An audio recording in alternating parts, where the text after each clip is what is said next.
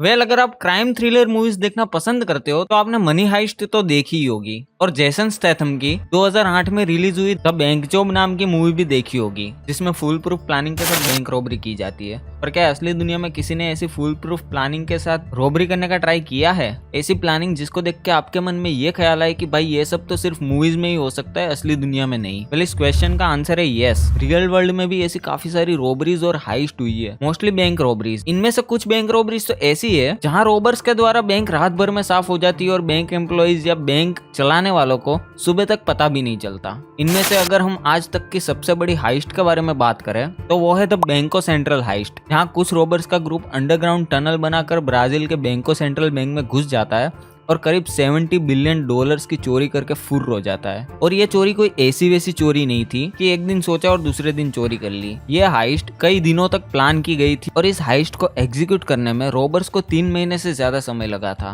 पर यह हुआ कैसे और इसके पीछे मास्टरमाइंड कौन था? पूरी कहानी में आपको 3 पार्ट में समझाने की कोशिश करूंगा। Part 1 the highest, part 2 the investigation और पार्ट 3 आफ्टरमैथ। पार्ट 1 की बात करते हैं। द हाइस्ट 2005 की बात है। ब्राजील की द बैंको सेंट्रल, ये वो बैंक थी जो उस समय पूरे ब्राजील के सबसे ज्यादा सेफ और सिक्योर बैंक्स में से एक मानी जाती थी। और सिर्फ मानी ही नहीं जाती थी बल्कि ये बैंक हकीकत में ब्राजील की सबसे ज्यादा सिक्योर बिल्डिंग्स में से एक थी। और ये बैंक भी कोई नॉर्मल बैंक नहीं थी, ये ब्राजील की सबसे बड़ी बैंक थी। जैसे इंडिया में रिजर्व बैंक ऑफ इंडिया है, वैसे ही ब्राजील में द बैंको सेंट्रल बैंक है। और ये बैंक ब्राजील की सभी मॉनेटरी पॉलिसीज को रेगुलेट करती थी, जैसे बैंक नोट्स इश्यू करना और मनी सप्लाई को कंट्रोल करना। पर अगस्त 2005 में इस बैंक में करीब 70 मिलियन डॉलर्स की रॉबरी होती है। और रॉबर्स का रॉबरी करने का जो तरीका था वो सिर्फ बैंक के लिए ही नहीं बल्कि पूरे देश के लिए काफी शॉकिंग था।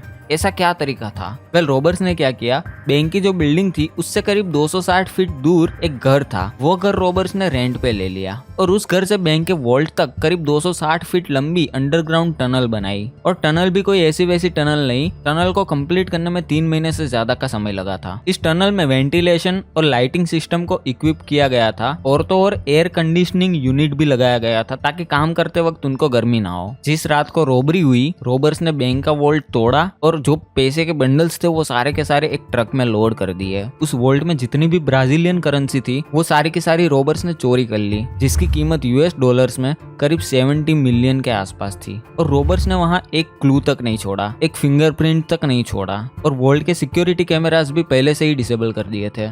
इसको आप एक परफेक्ट हाइस्ट भी कह सकते हो। उसके बाद क्या, जब सुबह बैंक के एम्प्लॉइज आए तब उन्होंने वॉल्ट को खाली पाया। और रॉबर्स ने हाइस्ट इतनी परफेक्टली प्लान की थी कि बैंक एम्प्लॉइज और बैंक अथॉरिटीज को जरा सी भी भनक नहीं गई उन 2 महीनों में।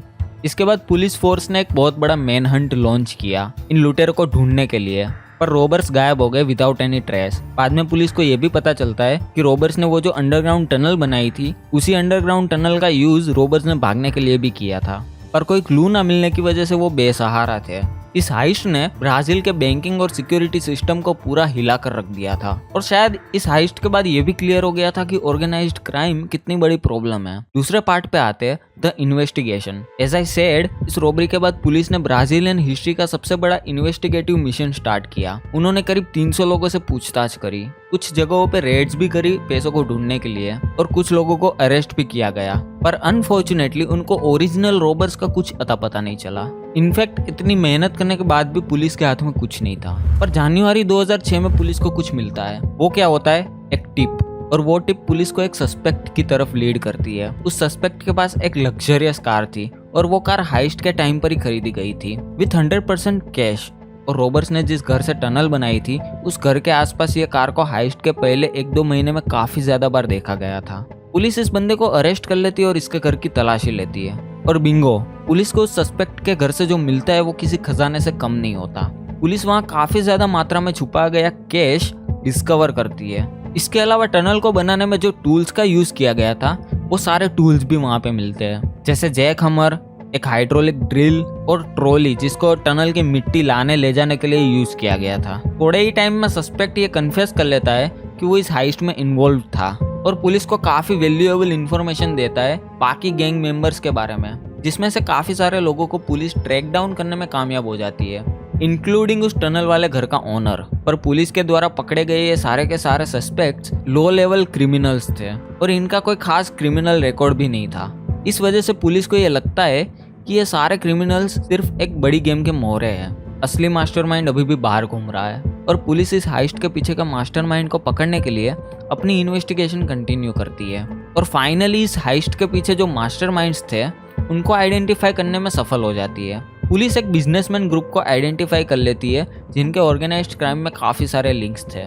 पुलिस को यह पता चलता है कि इस बिजनेसमैन ग्रुप ने इस हाइस्ट को फाइनेंस किया था मेन पावर और इक्विपमेंट्स के लिए, और हाइस्ट के बाद इन लोगों ने चोरी के सारे पैसों को दूसरे बिजनेसेस के थ्रू लॉन्डर कर दिया था, जिसको मनी लॉन्ड्रिंग कहते हैं। वेल, मनी लॉन्ड्रिंग ये वो प्रोसेस है जो इलीगल मनी को अलग अलग जगह इन्वेस्ट करके लीगल मनी में कन्वर्ट किया जाता है। जुलाई 2006 में पुलिस इनमें से कुछ सस्पेक्ट्स को अरेस्ट कर लेती है जिनको कोर्ट के द्वारा एक लंबी सजा सुनाई जाती है, पर इनमें से कुछ सस्पेक्ट्स भागने में सफल हो जाते हैं। इनमें से एक सस्पेक्ट ब्राजील छोड़ के भाग गया होता है जिसको बाद में पराग से अरेस्ट किया जाता है, और एक सस्पेक्ट के घर पे रेड के दौरान उसकी गोली लगने से मौत हो जाती है। अब बात करते हैं पार्ट 3 पे, आफ्टरमैथ। वेल, इस हाइस्ट से ये तो क्लियर हो गया था कि द बैंको सेंट्रल बैंक के बैंकिंग सिस्टम में काफी सारे लूपहोल्स थे और काफी सारे सिक्योरिटी एरर्स भी, जिसको बाद में इम्प्रूव भी किया गया, और ऑथोरिटीज का क्विक रिस्पॉन्स भी काफी काबिले तारीफ था।